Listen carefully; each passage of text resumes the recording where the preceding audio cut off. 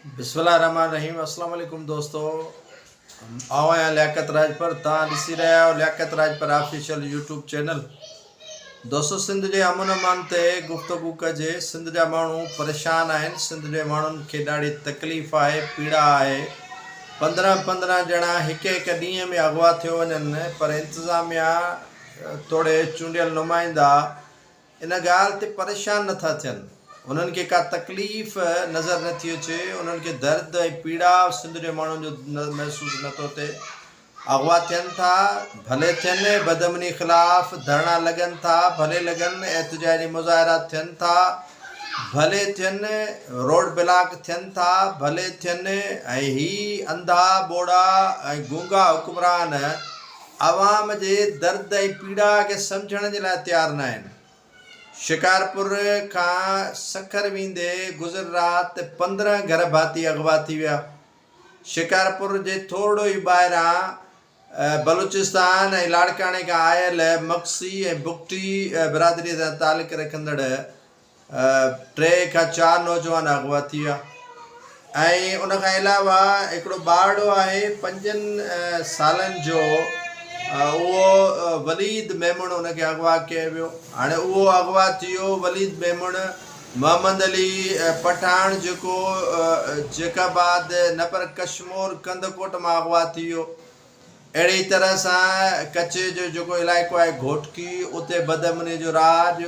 शिकारपुर में बदमनी। वॾी मज़े जी ॻाल्हि तव्हांखे ॿुधाईंदो हलां नाज़रीन त असांजे ज़िले खैरपुर जे पीर ॻोठ में हाज़ुरी ते वियल जेके पुलिस वैन आहे उन ते धाड़ेलनि हमिलो कयो आहे। अहलकारनि खे चोटूं आयूं आहिनि। हाणे सम्झण वारा त सम्झी वेंदा त हीउ प्री प्लान हुयो। उन में हिकिड़ो जेको आहे जवाबदार रजब नारे जो, उहो वैन मां हथ कड़नि लॻियल फ़रार थी वियो आहे। ऐं उहो हमरा रफ़ू चकर थियो आहे। ॿ जेके अहलकार आहिनि, ग़ुलाम हुसैन जोयो ऐं मोहम्मद अली मला, ॾेखारे थो सही हिते मूंखे धक लॻा आहिनि, हिते मां ज़ख़्मी थियो आहियां। तव्हां ख़ुदा जी मारप डॉक्टर शाहनवाज़ कुंभर खे त क़त्ल करण में देरि कोन था कयो, उनखे त मारींदे देरि नथा कयो। आम माण्हुनि ते FIR दाख़िल करण में देरि नथा कयो। ऐं केरु नथो सम्झे त इहा जेका पीर ॻोठ मां वैन निकिती ऐं उनखे रिपोर्टूं धाड़ेलनि खे कंहिं ॾिनियूं ऐं उन्हनि हमिलो कयो। एॾो सनसान रोड थी वियो जो तव्हां ते हमिलो थी वियो। वैन मां जवाबदार फ़रार थी वियो ऐं उनखे धाड़ेलनि अगवा करे विया, उनखे पाण सां गॾु खणी विया। भई कंहिंखे था तव्हां चरियो बणायो, कंहिंखे था तव्हां चूत सम्झो, कंहिंखे था तव्हां अखियुनि में मिर्च विझो, कंहिंखे था तव्हां जेको आहे सो मथे में धूड़ विझो। हिकिड़ी प्री प्लान आहे। माना ॾिसो, जे मोहम्मद अली पठान मासूम ॿारड़ो आहे 5 वरनि जो, ऐं उन सां गॾोगॾु जेको आहे सो हू जेको ॿारड़ो आहे वलीद मेमण, उहो बि 5 सालनि जो। हिकिड़ो शिकारपुर मां अगवा थिए थो, ॿियो गुड्डू मां अगवा थिए थो। ॿिन्ही जे को अतो पतो कोन्हे, को बाज़ियाब कराइण में का इंतिज़ामिया तहरीक ई नथी वठे। 15 घर जा भाती शिकारपुर खां सखर वेंदे अगवा थिया आहिनि। पुलिस चए थी असांखे ख़बर ई कोन्हे का किथां पंहिंजो असां उन्हनि खे बाज़ियाब करायो, अलाए काॾे विया आहिनि, ख़बर ई न आहे। 15 जंहिंमें ॿारड़ियूं आहिनि, ॿारड़ा आहिनि, औरतूं आहिनि, मर्द आहिनि, ऐं उहो सॼो माना कुटुंब आहे उहो अगवा थी वियो आहे। ऐं पुलिस हिन शइ खां डिनाए पई करे। पुलिस चए पई असांखे ख़बर ई कोन्हे का, असांखे इल्मु ई कोन्हे, असांखे अतो पतो ई कोन्हे को। हाणे पुलिस खे अतो पतो न आहे, पुलिस खे इल्मु न आहे, सियासतदाननि खे ख़बर न आहे, त पोइ इहा छुड़वागी वाना वज़ीरिस्तान असां यकीननि सिंध उन में रहे थी। ऐं उहो जेके इलाइक़े ग़ैर सां अॻे ॿुधंदा हुआसीं त भई बलूचिस्तान खां मथे अॻिते न वञिजो, अगवा थी वेंदो। ख़ैबर पख्तूनख्वा वारो पासो हेॾां ई न वठो त अगवा थी वेंदो। हाणे सिंध नोगो एरिया बणिजी वियो आहे यार। 90 ते अॻे वञण लाइ माण्हुनि खे रोकियो वेंदो त 90 ते वेंदो, अगवा थी वेंदो। 90 ते वेंदो, तव्हां खां पुछाणो थींदो। अज़ीज़ाबाद वेंदो, तव्हां खां पुछाणो थींदो। तव्हां इन कंडीशन में ॾेई नथा वञी सघो। हाणे शिकारपुर वेंदे असांखे ख़ौफ़ थिए, लाड़काणे वेंदे असांखे ख़ौफ़ थिए, खैरपुर वेंदे असांखे ख़ौफ़ थिए, घोटकी वेंदे असांखे ख़ौफ़ थिए, कश्मीर कंदकोट वेंदे असांखे ख़ौफ़ थिए, असांखे जेकाबाद ठुल वेंदे ख़ौफ़ थिए। ऐं अहलकार वरी पाण खे भरियूं ज़िम्मूं सभिनी शयुनि खां करार ॾेई वेठा आहिनि। अहलकार चवंदा हुआ असांजो को इन शइ में अमल दख़ल कोन्हे को, का बि असांजी इन्वॉल्वमेंट कोन्हे का। इन्हनि जी फॉरेंसिक छो था करायो? तव्हां इन्हनि जी फॉरेंसिक करायो त तव्हांखे ख़बर पइजी वेंदी त केतिरा अहलकार इन्हनि ॾुआरनि सां इन्हनि धाड़ेलनि सां इन्हनि 2 नंबर माण्हुनि सां मिलियल आहिनि, उन्हनि जा केतिरा मरासिम आहिनि, केतिरा उन्हनि जा राब्ता आहिनि, इहो करण लाइ केरु तयारु कोन्हे को। जेकॾहिं घोटकीअ जे उन्हनि जी पुलिस अहलकारनि जी जेके मुक़ररु थाणनि ते वॾा मुंशी 10-10 11 सालनि खां उन्हनि जी फॉरेंसिक न थींदी, उन्हनि जी मोबाइलनि जी टेस्टिंग न थींदी, त कीअं ख़बर पवंदी त हीअ धाड़ेलनि सां राब्ते में आहिनि या न आहिनि। कश्मीर कंदकोट जे पुलिस जे जेके उते तैनात 10 सालनि खां अहलकार मौजूदु आहिनि, उन्हनि जी फॉरेंसिक न थींदी, उन्हनि जी जेकॾहिं CDR न कढाई वेंदी त असांखे कहिड़ी ख़बर पवंदी त कहिड़ो अहलकार कंहिंसां केतिरो मिलियल आहे। धाड़ेलनि जो फ़रार थी वञणु, धाड़ेलनि जे ठिकाणनि ते पुलिस ॿिए ॾींहुं पहुचो वञे, धाड़ेल ग़ाइबु, उन्हनि खे आख़िर केरु थो ॿुधाए? मां या तव्हां त कोन था ॿुधायो न नाज़रीन। या जिनजो मोहम्मद अली पठान जिनजो ॿारड़ो अगवा थी वियो आहे, या हीउ जेको नंढड़ो शिकारपुर मां वलीद मेमण गुम थी वियो आहे, उनजा वारस था ॿुधाइनि छा त असां पंहिंजो अचे वधी पुलिस भॼी वञो। हीअ कंहिंखे मतिलबु सम्झ में ॻाल्हि कोन थी अचे पई त हीअ त वरी अहिड़ो दौरु पाकिस्तान पीपुल्स पार्टी जी सिंध हुकूमत जो अची वियो आहे जो केरु कंहिंखां पुछण लाइ तयारु न आहे। केरु कंहिंखां माना इहा ॻाल्हि तय थी चुकी आहे त बाबा माण्हू वञी पवनि खॾ में, माण्हू वञी जनम रसीद थियनि, माण्हू वञी जेॾे वणनि ताॾे वञनि हलिया, असांजियूं जेके आसाइशूं आहिनि उहे ख़तमु न थियनि, असांजो जेको चैन ऐं सुकून आहे उहो ख़तमु न थिए।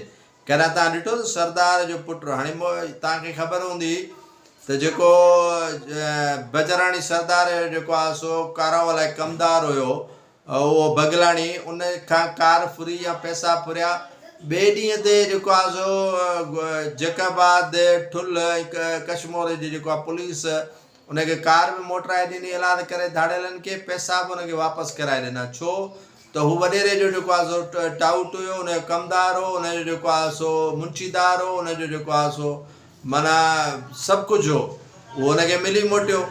ऐं अहिड़े नमूने सां को ग़रीब अगवा थिए थो, उन जा वीडियो वायरल थियनि था, उन तशदुद थिए थो, यार अहिड़ो कहर ऐं नाहक लॻो पियो आहे जो हिकिड़ो माण्हू पुलिस मिंथुनि मेड़ुनि सां बाज़ियाब कराए थी त वरी 10 उतां अगवा थिया था वञनि। जेकॾहिं 2 बाज़ियाब थियनि था त 15 ॼणा उन जे जॻह ते ग़ाइबु थी था वञनि। हिकिड़ो शिकारपुर पुलिस बाज़ियाब करायो आहे, सॼी मीडिया घुराई अथई जे हमरा बाज़ियाब थी आयो। हलो शुकुर थियो तव्हां बाज़ियाब करायो या तव्हां बाज़ियाब वरितो, तव्हां भुंग भरे उनखे मोटरायो, जेको कुझु बि तव्हां कयो उहो ठीकु आहे, तव्हां ॾे क्रेडिट वञे थो। पर वरी तव्हांजे हथ मां 5 ॼणा अगवा थी विया आहिनि, 1 मक्सी, 1 मेमण छोकिरो ऐं 3 बुकटी, उहे अगवा थी हलिया विया। 5 ॼणा हिकिड़े जे एवज़ में वरी तव्हांजा 5 खणी था वञनि। इहो हिकिड़ो नाहक आहे। जेकॾहिं तव्हां वाक़ई माण्हुनि सां सिंसियर आहियो, संजीदा आहियो, तव्हां वाक़ई जेको आहे सो चाहियो था सिंध जो अमन अमान मोटे, त पोइ SSP तव्हांखे मेरिट ते रखणा पवंदा। पोइ जेके सिफ़ारिश ऐं पर्चीअ ते SP रखो था, इहे तव्हांखे रखणा न पवंदा। पोइ जेके तव्हां SHO वरी सिफ़ारिशुनि ते भोतार ऐं वॾेरे सरदार ऐं कमदार जे चवण ते रखिजनि था, पोइ इहे शयूं तव्हांखे कोन करणियूं पवंदियूं। पर सिंध में काफ़ी अरसे खां वठी इहो जेको भोतार को वॾेर को ऐं जेको सरदारी निज़ाम आहे, इन यकीन कयो त काराए मले छॾी आहे माण्हुनि जे मुंहं ते, पंहिंजे मुंहं ते त हिननि मले छॾी आहे। पर माण्हू परेशान आहिनि, माण्हू जेको आहे सो जागी पिया गुज़ारनि, माण्हुनि जे लाइ तमामु तकलीफ़ दे जेको आहे सो ॾियारा पिया गुज़रनि। ही कुझु बि नथा कनि। जदीद असलो धाड़ेलनि वटि पहुची वियो आहे। रोड राति जो ब्लॉक करे इंडस हाईवे जेके बि आहिनि कश्मीर कंदकोट खां, इहो इंडस हाईवे जेको होॾांहुं पंजाब जे तरफ़ थो वञे या बलूचिस्तान जे तरफ़, उहो राति जो बंदि करे वेही था रहनि। उते ईंदड़ वेंदड़ ट्रकुनि खां गाॾियुनि खां फुर आराम सां कनि था। पुलिस हिकिड़ो ठकाव करण लाइ तयारु न आहे। उहो चवंदासीं छा थी कयूं, असांखे त लाइटूं ई कोन्हनि, सर्च लाइटूं ई कोन्हनि की असां वटि जेको आहे सो ज़ंगियल मशीनूं धाड़ेलनि हुन जाइज़ ॻाल्हि आहे। धाड़ेलनि वटि जदीद हथियार आहे ऐं तव्हां बजट में अरबे रुपया रखिया आहिनि थाणनि जी तज़ीन व आराइश लाइ, हथियारनि जी ख़रीदारीअ लाइ। बख़्तरबंद गाॾियूं उहे तव्हांजूं नाकारा निकमियूं, उहे बख़्तरबंद गाॾियुनि मां गोली पार थियो वञे। धाड़ेल जेको आहे तव्हांजे बख़्तरबंद गाॾियुनि ते चढ़ी जेको आहे सो तमाशो कनि, केरु पुछण वारो आहे ई कोन। कचे जे तरफ़ वञण लाइ पुलिस तयार ई न आहे। बाक़ी बेगुनाह जो ॾसु ॾियो न, तव्हां पुलिस पहुचो वञे, तव्हां कंहिं बेगुनाह जे लाइ ॿुधायो पुलिस खे, पुलिस ईअं ईंदी जीअं लहवारीअ ते पाणी ईंदो आहे, पुलिस उते हुन ते चढ़ी ईंदी ऐं ख़बरदार जूं सदाऊं शुरू थी वेंदियूं, या हुनखे हाफ फ्राई करे वेंदा, या डॉक्टर शाहनाज़ कुंभरंग हुनखे फुल फ्राई करे छॾींदा। पर ॾाढे ते हुनजी कावड़ चढ़े ई कोन थी। भोतार जेके पनाह ॾेई धाड़ेलनि खे वेठा आहिनि, भोतार जेके धाड़ेलनि खे आमाज गांव ठाहियूं ॾेई वेठा आहिनि, इहो साईं कारो बंगलो फलाणे भोतार जो, हुन में धाड़ेल वेठा आहिनि, अछो बंगलो भोतार जो, हुन में धाड़ेल वेठा आहिनि, फलाणो रिंगट बंगलो, हुन में धाड़ेल वेठा आहिनि। पनाह गांव माना मतिलबु आहे त तव्हां असां कोन था ॾियो न धाड़ेलनि खे, पनाह केरु थो ॾिए? इहे भोतार, इहे सरदार, इहे वॾेरा, इहे जागीरदार उन्हनि खे पनाहूं ॾियनि था, सियासी माण्हुनि जी पुष्ट पनाहूं उन्हनि खे हासिलु आहिनि। पोइ इन जे करे सिंध जे अंदरि भला पोइ छो कामयाबु वेंदो हीउ ऑपरेशन, छाजे लाइ कामयाबु वेंदो जेको आहे धाड़ेलनि जे ख़िलाफ़ु कारवायूं? पोइ छो रुकबियूं अगवा भराए तावान जूं वारदातूं? हिकिड़ो ठठ लॻो पिया धाड़ेल कचे में बाक़ाइदे अयाशियूं वेठा कनि, माखी मकड़ वेठा खाइनि, उन्हनि जी ज़िंदगी ॾाढी जेको आहे बहितरीनु जन्नत वांगुरु पई गुज़रे। ज़मीनुनि ते हज़ारे एकड़ कब्ज़ा कयूं वेठा आहिनि। एतिरी ज़मीन पीर मोहम्मद शाह खे कोन्हे का जेतिरी धाड़ेलनि वटि आहे। एतिरी ज़मीन जेको आहे सो SP जेको सखर जो आहे शेख साहिबु उन वटि कोन्हे का, एतिरी सुमरे साहिब वटि ज़मीन कोन्हे जेतिरी धाड़ेलनि वटि आहे। एतिरी ज़मीन सलीम शाह वटि कोन्हे का जेतिरी धाड़ेलनि वटि ज़मीन आहे। त चवण जो मक़सदु इहो आहे त नासिर आफ्ताब वटि शायदि हुजे, उहो पठाण माण्हू हुन वटि ज़मीन मथां हुजे, इहा ख़बर न आहे। गुलाम नबी मेमन वटि एतिरी ज़मीन कोन्हे का जेको आहे जी तव्हांजो सिंध जो आहे। ऐं ओडो साहिबु सरदार आहे, शायदि हुन वटि ज़मीन हुजे। पर चवण जो मक़सदु इहो आहे त एतिरो माना हुननि खे तज़ीम आराइश करे ॾिनी वञे थी, एतिरो हुननि खे ठंड कराए थो वञे, एतिरो हुननि खे सुकून मुहैया करे ॾिनो वञे थो। पर इन तरफ़ माइल नथा थियनि त असांखे खतरो आहे या इदारे जो खतरो आहे। तव्हां जॾहिं फरमाइश ते SP लॻायो, तव्हां फरमाइश ते पुलिस एहलकार ज़िले जो सिस्टम फरमाइशुनि ते लॻे त पोइ अमन अमान धूड़ थींदो छा? पोइ अमन अमान किथां ईंदो? अमन अमान कहिड़े तरफ़ खां ईंदो? तव्हां जेको आहे सो माना हिकिड़े पीपुल्स पार्टी जे अहम रहनुमा मूंखे ॿुधायो त यार मां गौसपुर वारे इलाइक़े मां कंहिं अगवा थी आहे, पंहिंजो के माण्हू हुनजी बाज़ियाबी जे लाइ वियुसि, यकीन पुछी त माना मां उते वञी फाथुसि, त हाणे वापसि कीअं अचां? माना सुठी लेवल जो माण्हू ॿुधाए पियो त मां कश्मीर कंदकोट में वञी फाथुसि, रहियुसि त सही उन्हनि वटि कंहिं शख़्स जे बाज़ियाबीअ जे लाइ, पर उहो बाज़ियाब त कोन थियो, वरी रहंदो माना मुंहिंजो सिर पियो वञे, मूंखे ई न मुर्गो जेको आहे सो खई वञनि किथे। त अहिड़ी माना हालत आहे त जेको माण्हू मोटराइण वञे थो त उहो खॼियो वञे। तव्हां शाम जे पहर में शिकारपुर खां लाड़काणे न वञी सघंदव, लाड़काणे खां शिकारपुर कोन अची सघंदव। तव्हां शाम जे पहर में घोटकीअ खां ॾहरकी वञी कोन सघंदव, ॾहरकीअ खां उबावड़े कोन वञी सघंदव, अहिड़े ई नमूने सां कंबर शहदाद कोट न वञी सघंदव, तव्हां पंहिंजो गेबी तेरे कोन वञी सघंदव वारा खां। त इहा सूरत हाल ख़ैरपुर हाणे ॾिसो पीरकोट जो तव्हांखे जीअं ॿुधायो त वैन ते हमिलो थिए थो, ॾींहं ॾिठे जो हाज़िरी था मोटनि था, पुलिस एहलकारनि खे चूड़ियूं पातलियूं अलाए हथकड़ियूं लॻलियूं हूं, एॾी भरी वैन में धाड़ेल हमिलो कनि था, ड्राइवर जे तरफ़ खां अचनि था, ऐं उहो हिकिड़ो कैदी जेको रजब नारे जो आहे हुनखे हवा पंहिंजो पाण सां गॾु वरितियूं वञनि था। हीअ त सीन असां फिल्मनि में ॾिसंदा हुआसीं, इहे सीन फिल्मनि में हूंदा हुआ, ऐं इहे फिल्मनि में असां जेको 1.5-3 कलाकनि जो फिल्म हूंदो हुन में इहे सीन असांखे नज़र ईंदा हुआ त भई फलाणो माण्हू कीअं जेको आहे अचे पियो हीरो, ऐं कीअं बाज़ियाब हुनखे करायूं ऐं हुनखे वरितियूं, ऐं कीअं वञे पियो। हिकिड़ो माना क्रिमिनलनि सां तव्हां साथ बि ॾियो था, क्रिमिनलनि सां तव्हां गॾु बि पंहिंजो पाण निभायो था, ऐं वरी डिनाए बि कयो था। क्रिमिनल जा साथी इहे पुलिस एहलकार आहिनि, इहे जेके ज़ख़्मी थियल पुलिस एहलकार गुलाम हुसैन जोयो आहे या मोहम्मद अली मलाह आहे, इन्हनि जी मोबाइल जी फॉरेंसिक कराई वञे, इन्हनि जी CDR कढायो त उन्हनि उद्वारनि सां इन्हनि जो तालुक़ु ऐं जेको आहे सो इन्हनि जी गहराइप तव्हांखे नज़र ईंदी चिटे नमूने सां। ऐं हीअ पाण खे बरियूं ज़िमूं करार ॾेई वेठा आहिनि। सलीम शाह जी तव्हां मोबाइल जी जेको आहे सो करायो, CDR कढायो, उनजी फॉरेंसिक करायो, तव्हांखे ख़बर पइजी वेंदी।